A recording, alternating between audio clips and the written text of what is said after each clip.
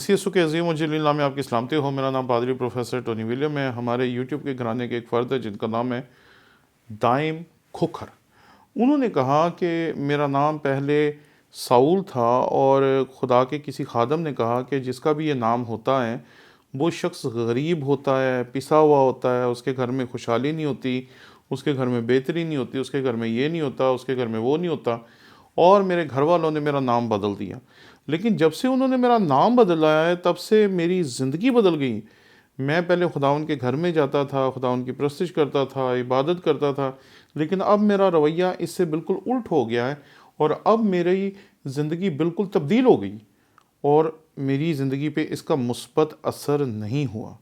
تو آپ اس بارے میں بتائیں کہ کیا یہ جو نام بدلنا تھا یہ درست تھا؟ دیکھیں جی، کتاب مقدس میں جب ہم دیکھتے ہیں کہ لوگوں کے نام بدلے گئے تو ان کے نام کے مطلب کی وجہ سے ان کے نام بدلے گئے۔ جب آپ یہ لفظ دیکھتے ہیں ساؤل تو اس کا مطلب ہے مانگا ہوا۔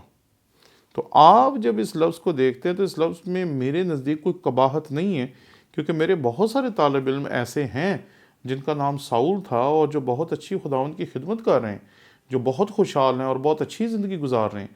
لیکن یہ بات یاد رکھے کہ کتاب مقدس میں ایسے نام بھی ہیں جن کے ساتھ کوئی نہ کوئی برا واقعہ منسوب ہے۔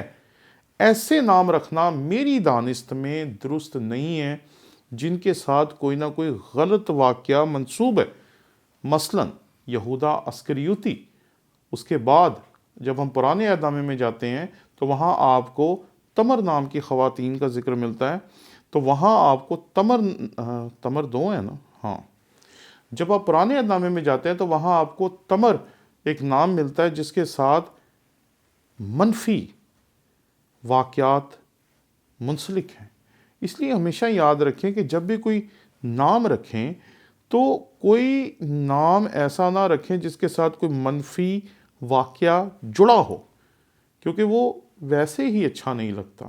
لیکن اگر کسی کا نام کوئی رکھ دیا گیا ہے تو میری دانست میں اس کا نام اس لیے بدل دینا کہ نام بدلنے سے کچھ ہوگا، نام بدلنے سے کچھ نہیں ہوتا۔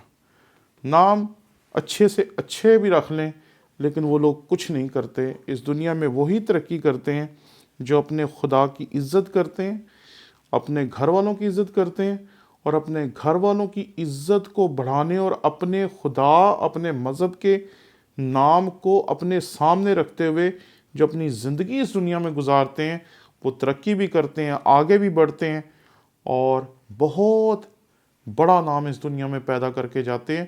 اس لیے یہ بات یاد رکھیں کہ اس دنیا میں اکثر لوگ آپ کو ایسے ملیں گے جن کے نام تو بہت چھوٹے ہیں لیکن انہوں نے اس دنیا میں بہت بڑی بڑی تبدیلیاں پیدا کی، بہت بڑے بڑے کام کی۔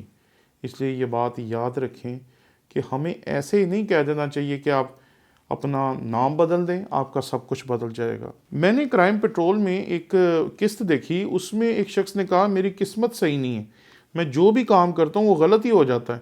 تو اسے ایک جادوگر نے کہا کہ تو کسی کا ہاتھ کاٹ کے لیا جس کی قسمت بڑی اچھی ہے، میں اس کی قسمت تیرے ہاتھ پہ دے دوں گا اور تیری قسمت اس کے ہاتھ پہ دے دوں گا۔ اس کے بعد واقعہ یہی نہیں رکا بلکہ اس کے بعد ایک اور شخص آیا، اس نے کہا میرا دماغ صحیح طرح کام نہیں کرتا۔ تو اسے اسی جادوگر نے کہا تو کسی اور کا سر لیا، اس کی عقل تیرے دماغ میں ڈال دیں گے اور تیرا دماغ جو صحیح طرح کام نہیں کرتا اس کی عقل اس کے دماغ میں ڈال دیں گے۔ اور بعد میں پولیس نے ان کو جب پکڑا اور اس جادوگر سے پوچھا کہ کیا یہ ممکن ہے، تو وہ کہتا ہے جی یہ تو ممکن ہی نہیں ہے، میں تو ایسے ہی لوگوں کو ٹھگنے کے لیے انہیں کہتا تھا اور لوگ لے آتے تھے۔ تو یہ بات یاد رکھیں کہ خدا نے آپ کو اس دنیا میں سب کچھ دے کے بھیجا ہے۔ اب ترقی کریں یا نہ کریں یہ آپ پہ اور مجھ پہ منحصر ہے۔ نام بدلنے سے پرانے عہد نامے میں خدا کا مقصد کچھ اور ہوتا تھا۔